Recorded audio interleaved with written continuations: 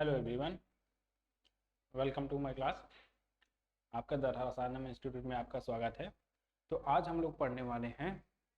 हम लोगों ने इससे पहले बैलेंस बॉन्ड थ्योरी आपके कोऑर्डिनेशन कंपाउंड का पढ़ चुके हैं।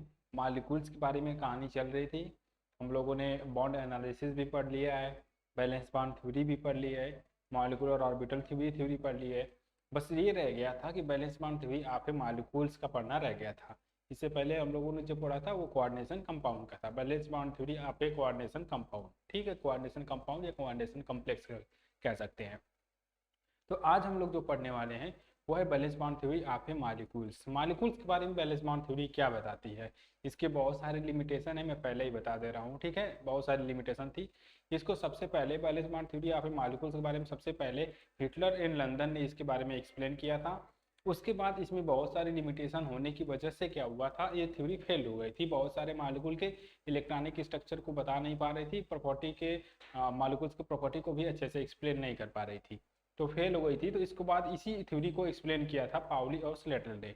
1931 ईस्वी में इसको एक्सप्लेन किया था पाउली और स्लेटर ने मिलके। तो वही जो हम लोग पढ़ने वाले हैं वो वही थ्योरी है, valence bond theory of a molecules given by the Pauli and Slater, ठीक है। तो पोस्टुलेट क्या है ये देख लीजिए। हम इस चीज को लिख लिए हैं, आप लोग बस इस तरह कॉपी कर लीजिएगा, ठीक है। होगा क्या, valence bond theory of a molecule given by Pauli and Slater ने दिया था। इससे पहले हिटलर लंदन ने जो दिया था उसी चीज को और एक्सपेंड कर दिया गया है, बस और कुछ नहीं है इसमें, ठीक है। पोस्टुलेट आता है, बार बार एग्जाम में आता है हमारे बारे में लिखने के लिए, इसके बारे में बैलेंस बॉन्ड थ्योरी के। तो इसमें क्या होता है, बैलेंस बॉन्ड थ्योरी क्या बताती है। पहला पॉइंट क्या है कि ओवरलैपिंग बिटवीन एटॉमिक ऑर्बिटल्स। हमने इस चीज को पहले ही बता रखा है कि जब भी कोई भी एटॉमिक ऑर्बिटल एटम्स आपस में मिलने आएंगे, पहले सबसे पहले उनके एटॉमिक ऑर्बिटल आपस में मिलके ओवरलैपिंग करते हैं, ठीक है। ओवरलैपिंग होगी सबसे पहले। तो पहली बात यही है कि दिस थ्योरी में क्या होगा कि ओवरलैपिंग बिटवीन एटॉमिक ऑर्बिटल, जब भी एटॉमिक ऑर्बिटल बॉन्ड बनाने के लिए आएंगे उनके बीच में एटॉमिक ऑर्बिटल क्या करेंगे, ओवरलैपिंग करेंगे। सेकेंड पॉइंट में atomic orbital should have unpaired electron, ठीक है। अब इस चीज को समझना, पहले मान लो हमारे पास कोई एक एटम है ए, एक और एटम ले लो बी, चाहे ए कोई भी ले सकते हैं, ठीक है। अब इसके एक एटॉमिक ऑर्बिटल हो गया, एक इसका एटॉमिक ऑर्बिटल हुआ। ये जब भी मिलेंगे उनके बीच में बॉन्ड तभी बनेगा जब ये दोनों आपस में मिलेंगे तो ओवरलैपिंग करेंगे। तो इसकी कंडीशन क्या है कि सबसे पहली कंडीशन तो इनके बीच में ओवरलैपिंग होनी चाहिए, ठीक है। अब मान लो ओवरलैपिंग करा देते हैं इनके बीच में, ये ओवरलैपिंग हो जाएगा, ठीक है। अब होगा क्या, सेकेंड पॉइंट में हमारा क्या बोल रहा है कि जो जो ओवरलैपिंग हम लोग करा रहे हैं ना, उसमें हो क्या रहा है कि इसमें बोला है कि अनपेयर्ड इलेक्ट्रॉन होने चाहिए। मतलब ये थ्योरी क्या कहती है, ये थ्योरी कह रही है कि ये बॉन्ड तभी बनेगा जब दोनों के पास अनपेयर्ड इलेक्ट्रॉन रहेगा। एक ही अनपेयर्ड इलेक्ट्रॉन इसके पास होना चाहिए, एक अनपेयर्ड इलेक्ट्रॉन इसके पास होना चाहिए, ठीक। सेकेंड पॉइंट, जब दोनों के पास अनपेयर्ड इलेक्ट्रॉन होंगे, और अनपेयर्ड इलेक्ट्रॉन क्या होने चाहिए, दोनों का अपोजिट होना चाहिए, सेम नहीं होना चाहिए। मतलब कि इसका भी डायरेक्शन ऊपर की तरफ, इसका भी डायरेक्शन ऊपर की तरफ हो, तो ऐसे में बॉन्ड का फॉर्मेशन नहीं होता है। जो बॉन्ड का फॉर्मेशन तब होगा जब उनके पास अनपेयर्ड इलेक्ट्रॉन होने चाहिए और दोनों का स्पिन क्या होना चाहिए, अपोजिट होना चाहिए। तो उस समय बॉन्ड का फॉर्मेशन होता है। पहले समझ में गए, समझ गए। दोनों के एटॉमिक ऑर्बिटल आपस में ओवरलैपिंग तभी करेंगे जब दोनों के पास अनपेयर्ड इलेक्ट्रॉन होने चाहिए। और वो अनपेयर्ड इलेक्ट्रॉन कैसे होने चाहिए, उनकी अपोजिट स्पिन कैसी होना चाहिए, अपोजिट होना चाहिए, ठीक है। यही हमारा पॉइंट था। नेक्स्ट पॉइंट में बात करें हम लोग, उसके बाद बोला है यही कि unpaired electron should be opposite spin, बता चुके हैं। अनपेयर्ड इलेक्ट्रॉन मतलब कि paired electron do not participate in the bond formation. अगर मान लो पहले से कोई एक ऐसा एटम है जिसके पास इलेक्ट्रॉन क्या है, पेयर्ड है, तो वो बॉन्ड फॉर्मेशन नहीं करता है, ये लिमिटेशन है, ठीक है। वो बॉन्ड का फॉर्मेशन नहीं करेगा। मतलब कहने का क्या है, इसका कहने का मतलब ये है कि मान लो एक हमारे पास है इस टाइप से, हमारे पास इसके पास पहले से ही इलेक्ट्रॉन पेयर्ड है, और एक हमारे पास है, हमारे पास इसमें एक इलेक्ट्रॉन, तो इनके बीच में बॉन्ड का फॉर्मेशन नहीं होता है। यही हमारा पॉइंट था, ठीक है। जो थ्योरी हमको बताती है हम वही चीज डायरेक्ट बता रहे हैं। उसके बाद देखो नेक्स्ट पॉइंट क्या है कि overlapping orbital should have the same symmetry. अब सिमेट्री मतलब कि ऐसा नहीं होना चाहिए कि मतलब कि मान लो एस ऑर्बिटल है हमारे पास, ये एक दूसरा एस ऑर्बिटल है, तो ये दोनों आपस में मिलेंगे, सिमेट्री दोनों की सेम है, एक ही एक्सिस के अराउंड आएंगे, ओवरलैपिंग करेंगे और बॉन्ड का फॉर्मेशन करते हैं।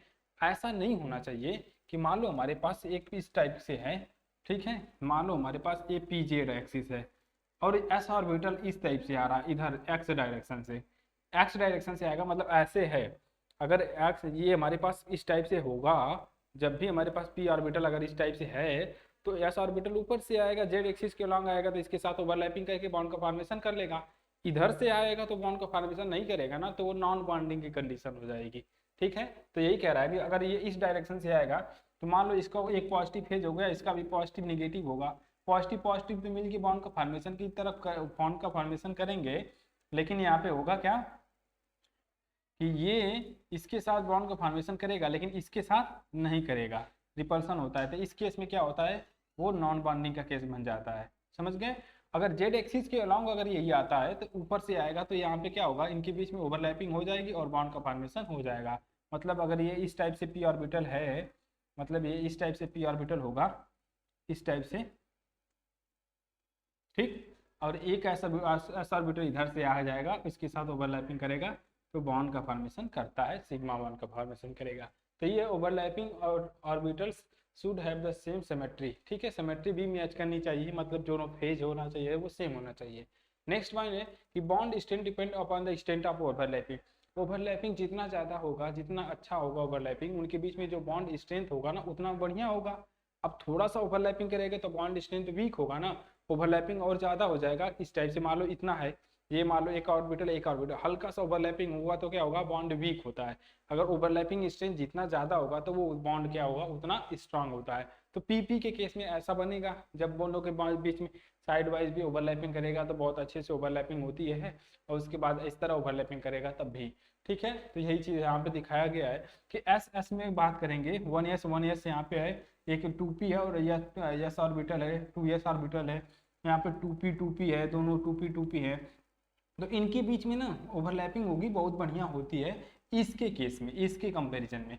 तो जितना ज़्यादा ओवरलैपिंग होगी उतना बॉन्ड स्ट्रेंथ ज़्यादा होता है। अगर 1s 2s में बात करें तो ये सेकेंड सेल है तो ये बड़ा साइज का होता है, और यहाँ पे ओवरलैपिंग भी क्या होगी, अच्छी खासी होती है। इस वजह से क्या होगा कि यहाँ पे जो बॉन्ड स्ट्रेंथ होगा वो ज़्यादा होता है इन कंपेयर टू दिस।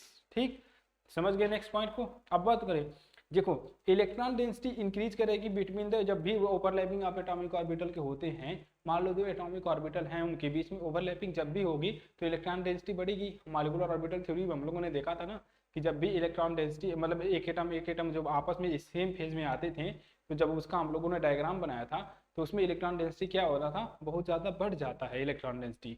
अब इलेक्ट्रॉन डेंसिटी उस समय किस में क्या होगा, बढ़ जाएगा। तो यही नेक्स्ट पॉइंट हमारे पास है कि electron density increasing between the overlapping of atomic orbital. जैसे जितना जितना ओवरलैपिंग ऑफ एटॉमिक ऑर्बिटल जितना बढ़िया होगा उतना हमारे पास क्या होगा, इलेक्ट्रॉन डेंसिटी बढ़ जाएगा। नेक्स्ट पॉइंट में अब कभी भी बाउंड फॉर्मेशन होता है तो उस समय एनर्जी क्या होती है, रिलीज होती है, ये हम लोग भी जान चुके हैं। वहाँ पे इस चीज़ को हम लोगों ने मॉलिक्यूलर ऑर्बिटल थ्योरी में भी इसी चीज, ये जो थ्योरी ना एक्सप्लेन नहीं कर पा रही थी, इसीलिए तो हम लोग को मॉलिक्यूलर ऑर्बिटल थ्योरी पढ़ना पड़ा था, क्योंकि ये थ्योरी पूरे सही से चीज़ को, मॉलिक्यूल को, इलेक्ट्रॉनिक स्ट्रक्चर को, उसकी प्रॉपर्टी को अच्छे से एक्सप्लेन नहीं कर पाती है, समझा नहीं पा रही थी, इसी वजह से हमको मॉलिक्यूलर ऑर्बिटल थ्योरी पढ़ना पड़ा था। तो यही कह रहा है कि यहाँ पे electron density increases between the overlapping of atomic orbital and energy release during the bond formation. जब भी बॉन्ड बनते हैं तो वहाँ पे एनर्जी क्या होती है, रिलीज होती है। और जब एनर्जी रिलीज हो रही थी हम लोग को देखा था बॉन्डिंग मॉलिक्यूलर ऑर्बिटल बन रहा था, एंटी बॉन्डिंग एक बन रहा था, एक एंटी बॉन्डिंग बन रहा था, एक बॉन्डिंग बन रहा था। तो जो हमारे पास एंटी बॉन्डिंग बन रहा था उसकी एनर्जी तो बढ़ जा रही थी, और जो बॉन्डिंग मॉलिक्यूलर ऑर्बिटल का फॉर्मेशन कर रहा था उसकी एनर्जी क्या हो रही थी, डिक्रीज कर जा रही थी। तो यही हमारे पास पॉइंट है कि energy release during the bond formation, जब भी बॉन्ड बनेंगे तो उनके बीच में क्या होगा, एनर्जी रिलीज होती है। नेक्स्ट पॉइंट की बात करें, ठीक, यहाँ पे देखो depend upon the type of overlapping two type of bond formation. मतलब क्या है, ये भी तो डिपेंड करता है कि कितने टाइप से हमारे पास ओवरलैपिंग जैसे होगी उस टाइप का बॉन्ड फॉर्मेशन होता है।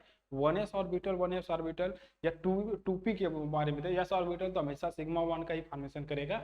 अगर 2p में p ऑर्बिटल की बात करेगा तो वो डिपेंड करता है कि किस तरह से ओवरलैपिंग हो रही है।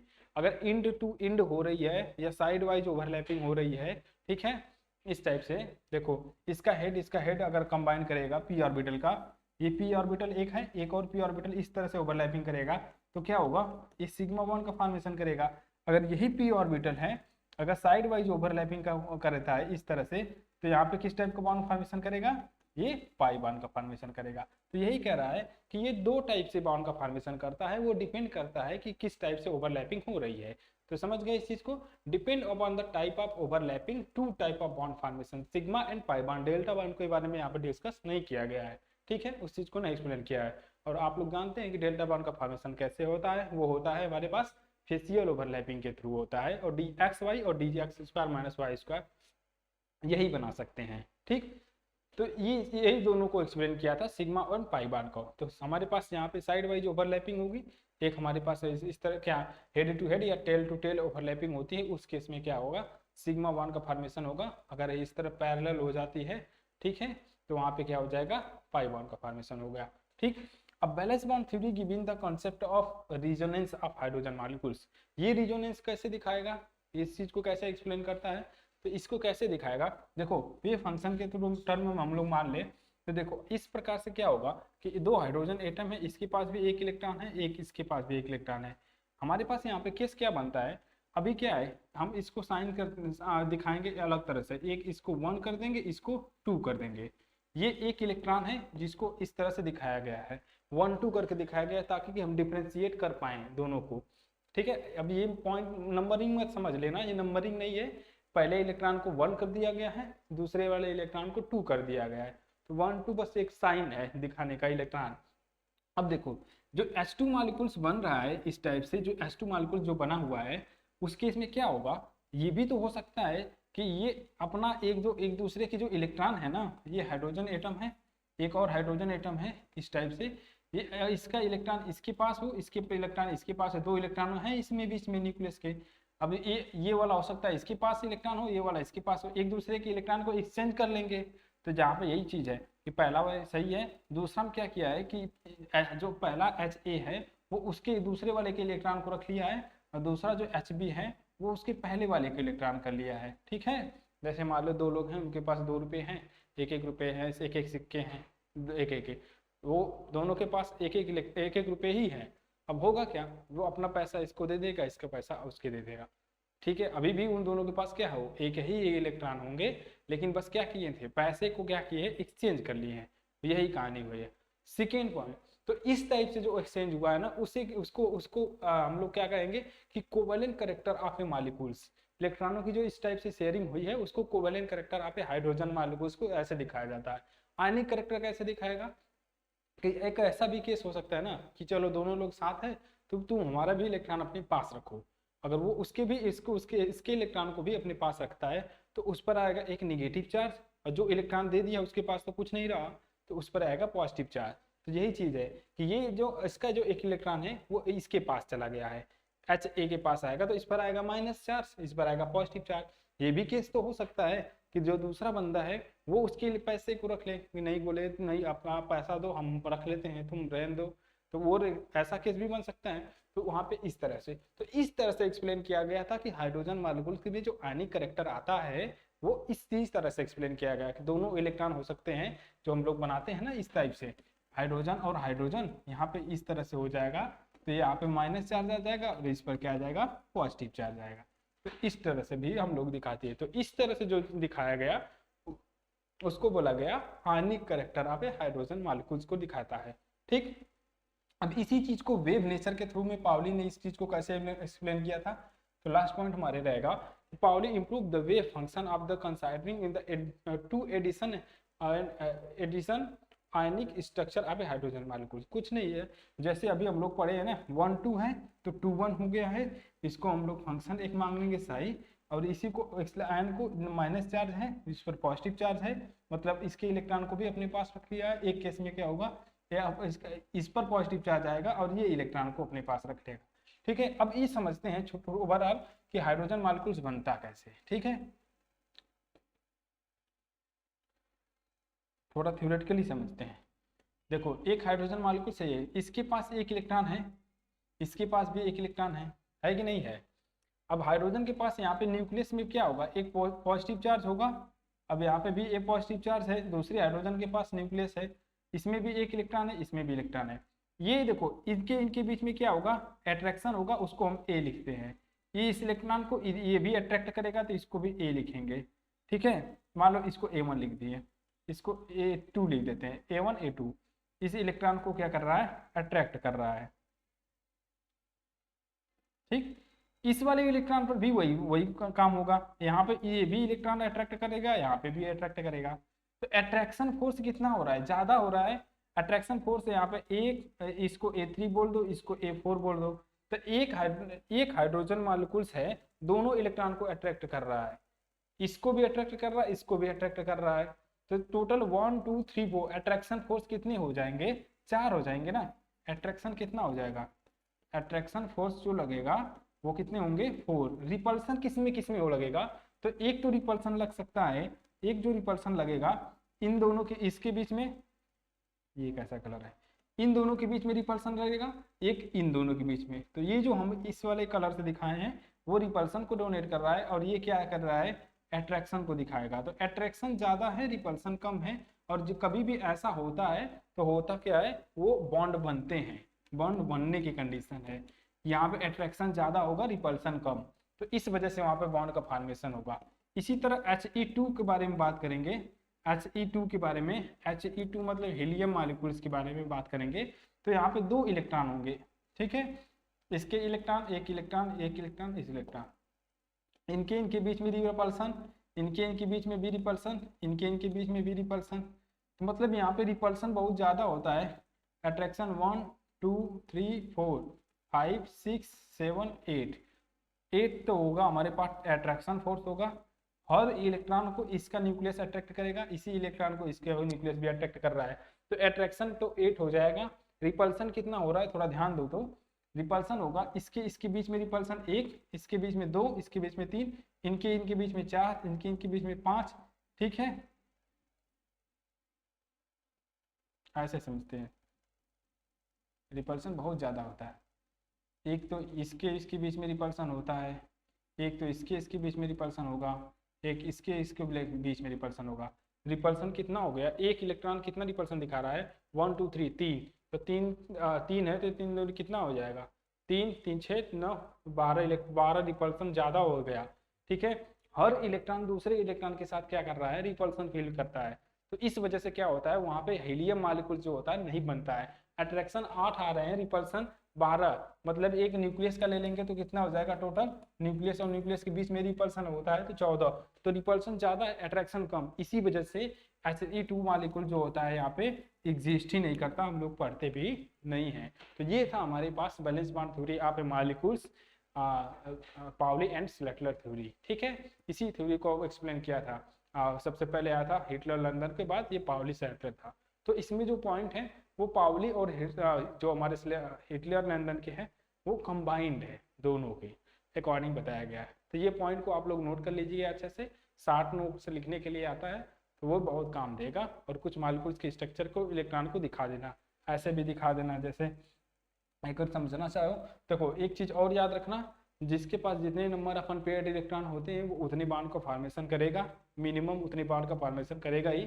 ठीक है, एक्साइटेशन होगा तो वो और इलेक्ट्रॉनों को मतलब एक्साइटेशन के बाद जितने नंबर ऑफ अनपेयर्ड इलेक्ट्रॉन होंगे उतना बॉन्ड का फॉर्मेशन करेगा। जैसे मान लेते हैं हम सल्फर का एक एग्जाम्पल लेते हैं, एग्जाम्पल ले लेते हैं मान लो सल्फर के केस में। तो यहाँ पे सल्फर में हम लिखेंगे इसका configuration 1s 2s2 2p6 3s2 3p6। उसके बाद क्या आएगा, कितने इलेक्ट्रॉन होते हैं, 16, 2 2 4 6 4 10 2 12,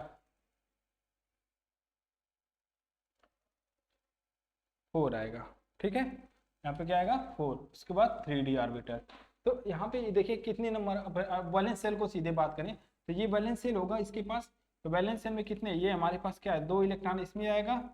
पी में कितने इलेक्ट्रॉन आएंगे, 1 2 3 4। ऑक्सीजन फैमिली का है ना, तो ऑक्सीजन का 2s2 और 2p4 होता है, तो ये आएगा 3s2 3p4 हो गया। लेकिन इसके पास d ऑर्बिटल भी प्रेजेंट होता है, क्या होता है, d ऑर्बिटल। ये 3s है, ये 3p है और ये 3d ऑर्बिटल है। 2d तो प्रेजेंट ही नहीं होता भी नहीं है, तो ये तो यहीं तक रह जाता है। यहाँ पे क्या होगा, देखो सल्फर अभी कितना बॉन्ड बनाएगा, तो सल्फर के पास अभी ग्राउंड स्टेट में बात करेंगे तो ग्राउंड स्टेट में 2 नंबर अपन पेयर इलेक्ट्रॉन है ना, 2। तो ये बॉन्ड का फॉर्मेशन करेगा, S हो जाता है, S H2S बनाते हैं लोग, H2S। तो दो हाइड्रोजन मॉलिक्यूल इसके अनपेयर्ड इलेक्ट्रॉन को क्या करेगा, बॉन्ड फॉर्मेशन करता है। ये दोनों कंबाइंड होंगे, हाइब्रिड ऑर्बिटल बन जाएगा। अगर ग्राउंड स्टेट की बात, एक्साइटेड स्टेट की बात करेंगे, एक्साइटेड स्टेट की बात करेंगे तो ये जो इलेक्ट्रॉन है एक्साइटेड होकर इसमें चला जाता है। जब एक्साइटेड स्टेट की बात करेंगे तब होता है ऐसा। ग्राउंड स्टेट में तो दो ही बॉन्ड का फॉर्मेशन करेगा, एक्साइटेड स्टेट में ये इलेक्ट्रॉन इसमें चला जाएगा। ठीक है, क्यों? क्योंकि ये हमारे पास, ये भी हमारे पास वही है, वैलेंस शेल ही है, वो भी वैलेंस शेल ही है और इलेक्ट्रॉन का एक्साइटेशन होगा। तो एक्साइटेशन के बाद क्या होता है कि हमारे पास यहाँ पे कितने इलेक्ट्रॉन होंगे, पी में एक, तो टी में चला जाता है। यहाँ पे 1 2 3 4, एक लोन पेयर बचा और 4 अनपेयर्ड इलेक्ट्रॉन। तो इस केस में कितनी बॉन्ड का, SF4 हम लोग 4 बॉन्ड का फॉर्मेशन कराते हैं। तो जितने नंबर ऑफ अनपेयर्ड इलेक्ट्रॉन होंगे उतने बॉन्ड का फॉर्मेशन करता है। और हीट देंगे तो ये s ऑर्बिटल इलेक्ट्रॉन निकल के इसमें चला जाएगा, तो SF6 भी तो बनता है। तो समझ गए ना, जितने नंबर ऑफ अनपेयर्ड इलेक्ट्रॉन होंगे उतने बॉन्ड का फॉर्मेशन करेगा। तो ग्राउंड स्टेट में तो 2 का किया था, एक्साइटेड फर्स्ट एक्साइटेशन स्टेट में 4 का किया था, सेकेंड एक्साइटेड स्टेट में क्या करेगा, 6 बॉन्ड का फॉर्मेशन करता है। तो वो हमारे पास डिपेंड करता है कि एक्साइटेशन कितना हम लोग करा रहे हैं, सेकेंड स्टेज से थर्ड स्टेज ऐसे बॉन्ड का फॉर्मेशन करता है। तो बॉन्ड का फॉर्मेशन की कंडीशन अब बताइए क्या होगा, जब भी कोई भी एटॉमिक ऑर्बिटल आएंगे आपस में मिलने के लिए तो उनके बीच में ओवरलैपिंग होती है। और बॉन्ड का फॉर्मेशन कब होता है, जब दोनों के पास अनपेयर्ड इलेक्ट्रॉन हो, और अनपेयर्ड इलेक्ट्रॉन कैसे हुए, अपोजिट स्पिन के हो। अगर ऐसा केस आता है कि किसी के पास पेयर्ड इलेक्ट्रॉन है, किसी के पास अगर एक इलेक्ट्रॉन है, तो उनके बीच में बॉन्ड का फॉर्मेशन नहीं होता है। ओवरलैपिंग जितना ज्यादा होगा बॉन्ड स्ट्रेंथ उतना ज्यादा होता है। ओवरलैपिंग जितना ज्यादा होगा उस बीच में ओवरलैपिंग रीजन में इलेक्ट्रॉन डेंसिटी उतना ज्यादा बढ़ जाता है। नेक्स्ट पॉइंट, जब भी बॉन्ड का फॉर्मेशन होता है तो एनर्जी रिलीज होता है। ठीक है, 2 टाइप से, इस थ्योरी के अकॉर्डिंग 2 टाइप के बॉन्ड का फॉर्मेशन होता है, सिग्मा एंड पाई बॉन्ड। अगर साइड वाइज ओवरलैपिंग हो गया ऐसे तो पाई बॉन्ड का फॉर्मेशन होता है, अगर इसी हेड टू हेड हो गया ओवरलैपिंग तो वहाँ पे सिग्मा बॉन्ड का फॉर्मेशन होता है। इसी चीज को हम लोगों ने आयनिक मॉलिक्यूल्स के बारे में भी देखा था, हाइड्रोजन मॉलिक्यूल के आयनिक कैरेक्टर को, जिसको हम लोग रिजोनेंस स्ट्रक्चर भी देख रहे थे। ये हो सकता है कि एक एक इलेक्ट्रॉन दोनों अपने पास रखेंगे तो वहाँ पे अपने पास रखेंगे तो कोवेलेंट कैरेक्टर है। अभी इलेक्ट्रॉन ये इसका अपना दे दे, ये इसके इलेक्ट्रॉन दे दे, तब भी कोवेलेंट कैरेक्टर। तो इस तरह कोवेलेंट कैरेक्टर यहाँ पे हाइड्रोजन मॉलिक्यूल को समझाया गया था। नेक्स्ट पॉइंट में हाइड्रोजन मॉलिक्यूल्स के आयनिक कैरेक्टर को कैसे समझाया गया था कि दोनों जो पेयर्ड इलेक्ट्रॉन है वो किसी एक के पास चले जाएंगे, चाहे किसी के पास भी चले जाएंगे, जिसके पास जाएगा उस पर नेगेटिव चार्ज आएगा, एक पे पॉजिटिव चार्ज आएगा, तो वो क्या होगा, आयनिक कैरेक्टर को दिखाता है। तो इस तरह से हम लोगों ने पूरे वैलेंस बॉन्ड थ्योरी यहाँ पे मॉलिक्यूल्स को हम लोगों ने पढ़ा है। याद रहेगा, याद कर लीजिएगा। ठीक है, ये इंपॉर्टेंट है, समझ भी गए कि जितने नंबर ऑफ अनपेयर्ड इलेक्ट्रॉन हो तो इस टाइप से बॉन्ड का फॉर्मेशन होता है। ठीक है, आज की क्लास में इतना ही, थैंक यू।